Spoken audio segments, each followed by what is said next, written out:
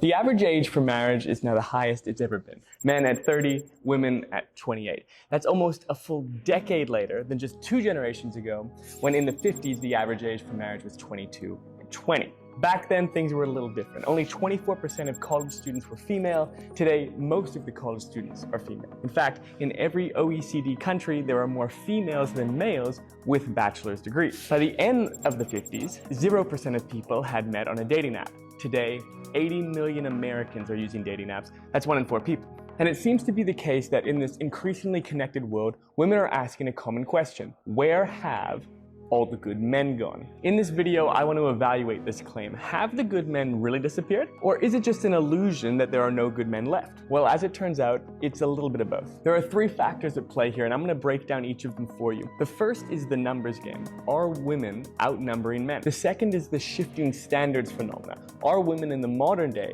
raising their standards higher than previous generations of women? And finally is the delayed commitment factor. How important is it that people are getting married older? All right, let's start with the numbers game. In many cities, especially among educated adults, there are more single women than single men. In the US, women now hold more bachelor's degrees than men. 39% of women versus 36%. And when you segment that data for just the 25 to 34-year-old cohort, that distribution increases to 47% versus 37% respectively. Women are going to college more than men. Another 2015 study noted that for every 3 college-educated men between 22 and 29, there were 4 college-educated women in that same age bracket. College towns and professional cities are attracting and retaining educated women, and it shows. In all of these cities you see here, single women are outnumbering single men. Washington, D.C. claimed the top spot with 80 single men for every 100 single females. But this is not just the case in D.C. and at a growing rate in other cities. So yes, from a numerical perspective, unless society suddenly becomes interested in long-distance relationships, men are disappearing as a whole from major cities, and so there are less good and bad guys in general. Now, this isn't the case everywhere. In one state in particular, there are 117 unmarried men for every 100 unmarried women, and that would be in the sunny state of Alaska. Other contenders are North Dakota, Wyoming, and South Dakota. Phenomenal. So the long story short is this: women are going to date where they are.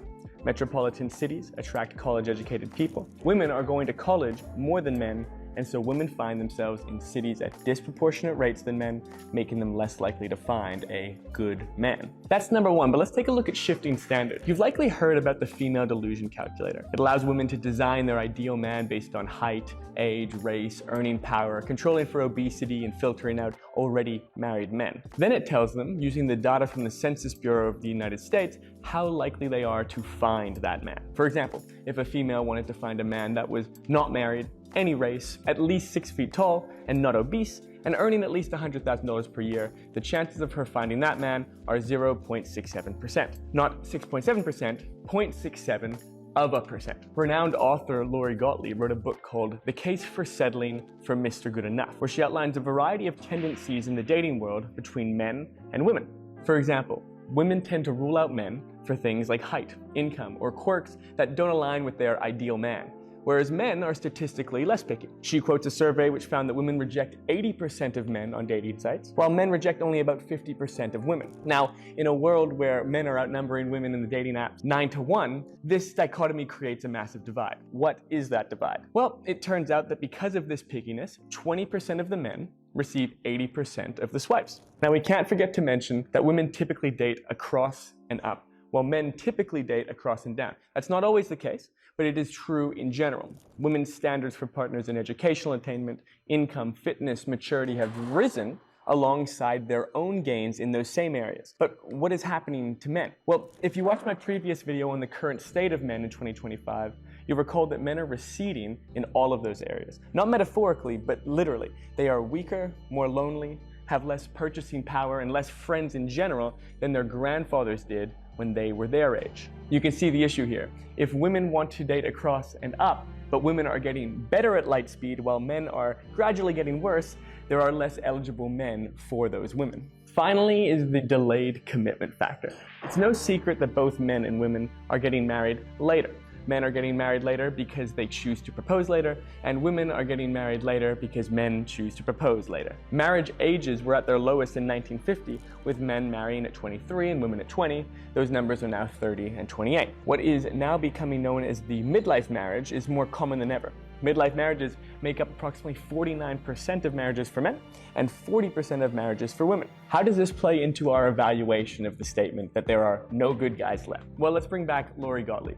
She references a study indicating that a 40-year-old man is as likely or more likely to marry a woman in her late 20s than someone his own age, whereas women are not willing to do so. This is true for both first and second marriages. So as men get older, their pool of potential partners increases, but for women, it actually decreases. In other words, however twisted it might be, you're much more likely to find a 45-year-old man dating a 25-year-old woman than vice versa. For women, and how do I put this scientifically, that sucks. And it sucks even more when you consider what Lori Gottlieb follows with regarding biology, noting that roughly 1 in 3 women between the ages of 35 and 39 will have fertility issues, and that increases to 2 in 3 by the age of 40. Now, does this mean that women need to decrease their standards? I'm not convinced it does. An unhappy marriage is worse than no marriage at all. Your 2 non-negotiables, however, should be what Lori Gottlieb outlined as the 2 traits that, according to the scientific literature, are required for a successful relationship. Those are adaptability